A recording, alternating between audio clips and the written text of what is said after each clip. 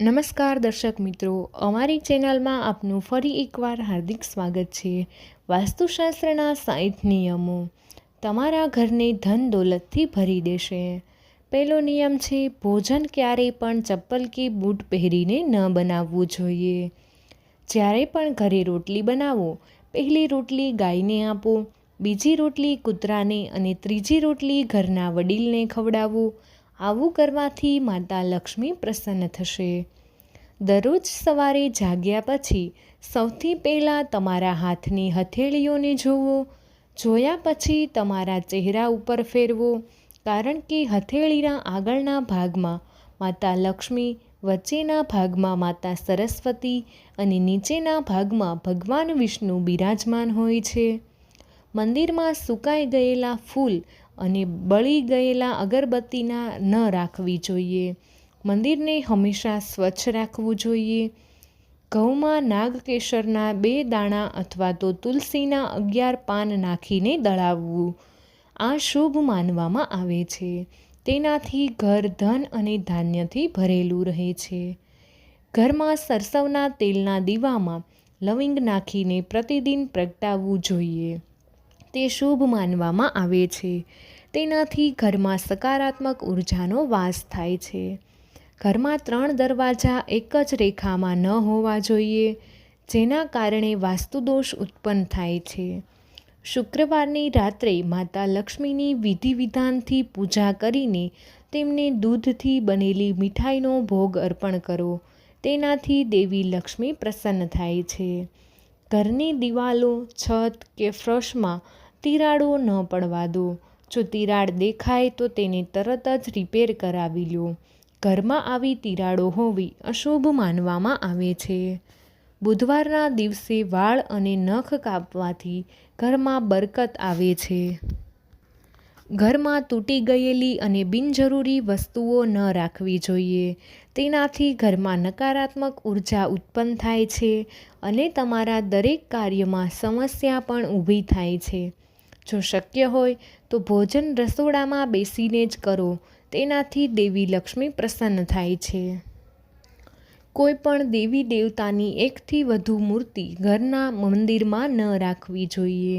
દરરોજ પક્ષીઓને ચણ નાખો, આવું કરવાથી પ્રગતિના માર્ગમાં આવતી તમામ બાધાઓ દૂર થાય છે અને ઘરમાં સુખ સમૃદ્ધિ આવે છે। ઘરમાં તુલસીનો છોડ પૂર્વ દિશા તરફ ગેલેરીમાં અથવા પૂજા સ્થાનની નજીક રાખો, દક્ષિણ દિશા તરફ બિલકુલ ન રાખો।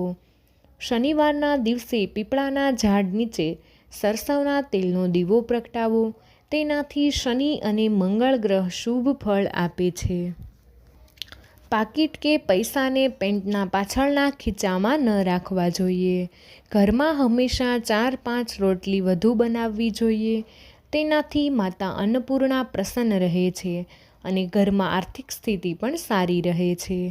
ઘરમાં પૂજા કરતી વખતે કપૂર અવશ્ય સળગાવો, તેનાથી નકારાત્મક ઉર્જા દૂર થાય છે। ઘરમાં કાળા અને જાંબલી રંગનો ઉપયોગ ન કરો અને આ પ્રકારના ઘરમાં પડદા કે દિવાલના રંગો ન હોવા જોઈએ, આ વાસ્તુદોષ ઉત્પન્ન કરે છે। રસોડાના પથ્થરને કાળો ન રાખવો જોઈએ, કારણ કે તેનાથી ઘરમાં નકારાત્મકતા આવે છે। મંગળવારના દિવસે પોતું કરો તો તેમાં ફટકડી, લીંબુનો રસ, મીઠું, લીમડાના પાનનો રસ જરૂર ભેળવીને કરો, તેનાથી નકારાત્મક ઉર્જા સમાપ્ત થાય છે અને વાસ્તુદોષ ઉત્પન્ન થતા નથી। રોટલી બનાવતા સમયે સૌથી પહેલાં તવાને સારી રીતે ધોઈ લો, ત્યારબાદ તવા ઉપર 1 ચપટી મીઠું નાખીને રોટલી પકાવો તો સારું રહેશે। અઠવાડિયામાં એકવાર ઘરમાં ગુગળનો ધુમાડો કરવો ખૂબ જ શુભ માનવામાં આવે છે। તેનાથી મન પ્રસન્ન રહે છે અને ઘરમાં સુખ સમૃદ્ધિ આવે છે। સંત મહાત્માના આશીર્વાદ આપતા હોય તેવી તસવીર બેઠક રૂમમાં લગાવો, બેડરૂમમાં બિલકુલ ન લગાવવી જોઈએ। વાસ્તુશાસ્ત્ર અનુસાર ઘરમાં કોર્નર ફર્નિચર બિલકુલ ન રાખવું, ગોળ કિનારાવાળું ફર્નિચર જ ઘરમાં શુભ હોય છે। જીવનમાં તરક્કી અને સફળતા મેળવવા માટે ગંગાજળને પૂજા રૂમમાં અવશ્ય રાખો। જો ઘરમાં નળ ટપકતો હોય તો તેના ટપકવાનો અવાજ ઘરમાં નકારાત્મક ઉર્જા ઉત્પન્ન કરે છે. તેથી બને તેટલી વહેલી તકે આ ટપકતા નળનું સમારકામ કરાવો. દરરોજ પીપળાના ઝાડને જળ ચડાવવું જોઈએ. સ્નાન વગેરે કર્યા પછી પીપળાના ઝાડમાં 1 લોટો જળ ચડાવવાથી ભગવાન વિષ્ણુ પ્રસન્ન થાય છે અને તેમની વિશેષ કૃપા તમને ફળ પ્રાપ્ત થાય છે, જેના કારણે જીવનની તમામ પ્રકારની સમસ્યાઓ આપમેળે દૂર થાય છે. ભોજન સ્નાન કર્યા પછી જ બનાવવું જોઈએ. તેનાથી ઘરમાં સુખ સમૃદ્ધિ બની રહે છે. ઘરમાં એવી વ્યવસ્થા કરો કે વાતાવરણ સુગંધિત રહે. સુગંધિત વાતાવરણમાં મન પ્રસન્ન રહે છે અને ઘરમાં સુખ સમૃદ્ધિ રહે છે. જો ઘરમાં કોઈ રોગી હોય તો એક કટોરીમાં કેસરને ઓગાળીને તેના રૂમમાં રાખો તો તે જલ્દી જ સ્વસ્થ થઈ જશે. દર ગુરુવારે તુલસીના છોડને દૂધમાં અક્ષત નાખીને અર્પણ કરવા ખૂબ જ શુભ માનવામાં આવે છે. વાસ્તુશાસ્ત્ર અનુસાર ઉત્તર કે પૂર્વ દિશામાં કરેલો પાણીનો નિકાસ આર્થિક દૃષ્ટિકોણથી શુભ હોય છે. તેથી ઘર બનાવતા સમયે આ વાતનું પણ ધ્યાન અવશ્ય રાખવું જોઈએ. બિસ્તર ઉપર બેસીને ક્યારેય ભોજન ન કરવું જોઈએ. આમ કરવાથી ખરાબ સપના આવે છે અને ઘરમાં સુખ અને સમૃદ્ધિ પણ રહેશે નહીં. ઘરમાં ક્યારેય સાવરણી ઊભી ન રાખો.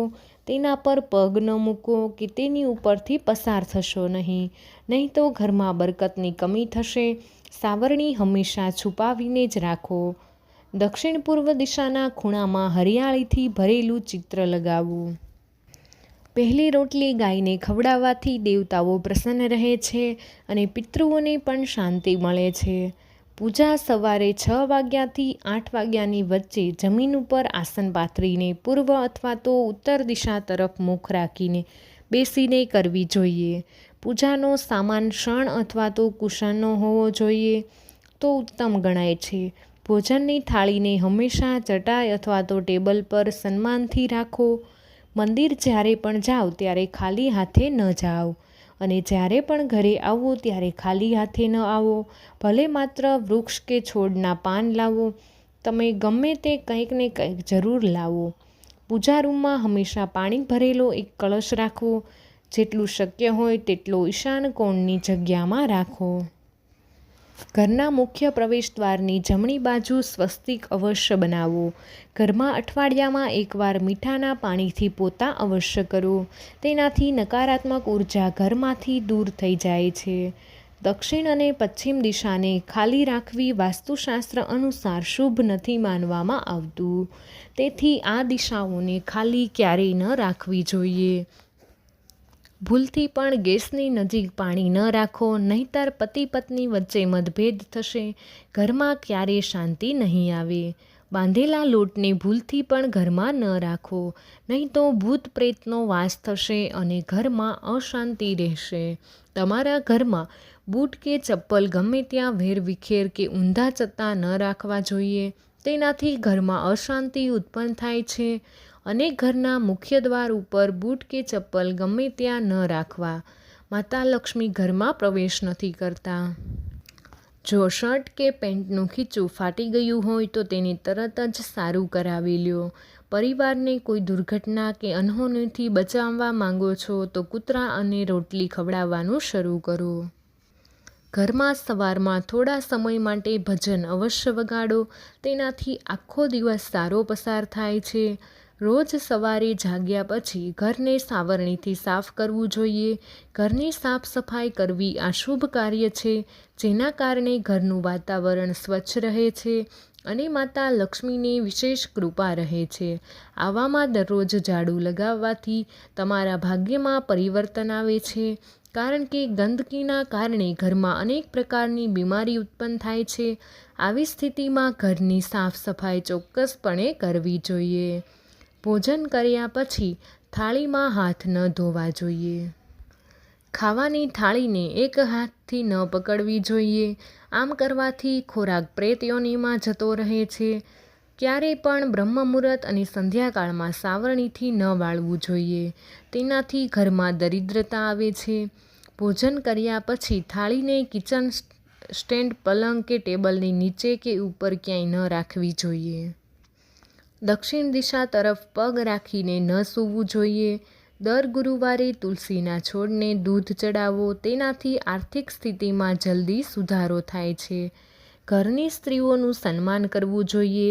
ઘરમાં સુખ અને સમૃદ્ધિ આવે છે અને દેવી લક્ષ્મી પણ પ્રસન્ન થાય છે. મિત્રો, વિડીયો પસંદ આવ્યો હોય તો વિડીયોને લાઈક કરી દો અને તમારા બધા જ મિત્રો સાથે વિડીયોને શેર કરી દો અને અમારી ચેનલને સબસ્ક્રાઈબ કરવાનું ભૂલશો નહીં. કમેન્ટ બોક્સમાં જય માં લક્ષ્મી જરૂરથી લખી દેજો.